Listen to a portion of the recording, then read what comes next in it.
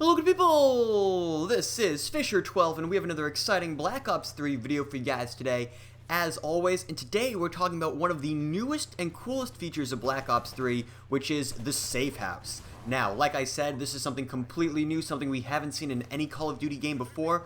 We did hear about it back during the April reveal, I think it was, but now more details are starting to emerge on what the Safe House actually is and what the Safe House actually does. So, as a brief overview, just to get a basic understanding of the Safe House is an area where players can group up before jumping into a lobby, and I see this more of a visual interactive pregame lobby, so to speak. And to clarify on that, right now everything is a menu. Regardless of what mode you're in, when you click on something, you're clicking on a menu, and that opens up another menu, and you click on that option, and so on and so forth.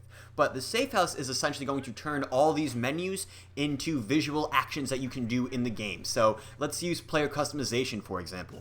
At the end of a mission, I can back out to my safe house, and then I will control my character, and let's say maybe I'll walk him over to my locker, I'll interact with the locker, and then I can start actively customizing my character as opposed to clicking through menu options. And there are all sorts of these things that you can do in your safe house, like designing your sleep area, you can personalize weapons, this is where the gunsmith and paint shop might come into play, you can display your medals, there's a handful of things that you'll be able to do in your safe house. And in this month's Edge magazine, there's an interview with Mark Lamia where he talks a little bit more about the functionality, purpose, and goals of the Safe House.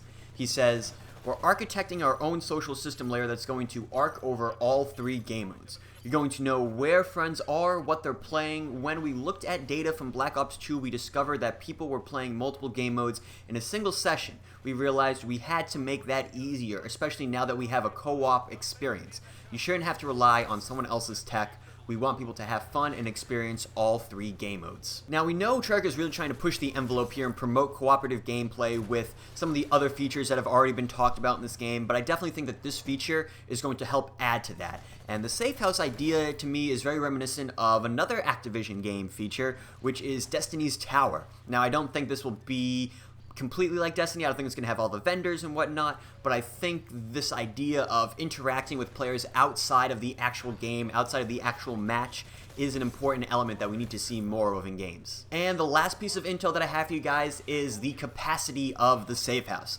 Many of you may be wondering, how many friends can I bring with me into my Safe House? And the answer is 3.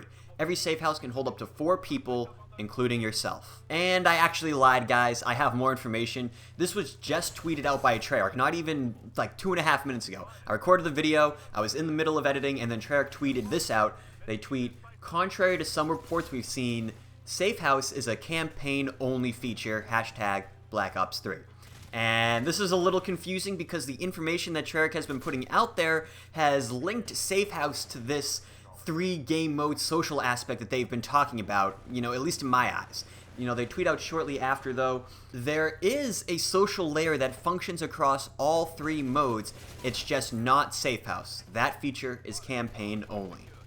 So again, this is pretty disappointing because I think we were under the impression that Safe House was this central universal area to seamlessly transition from different areas of the game.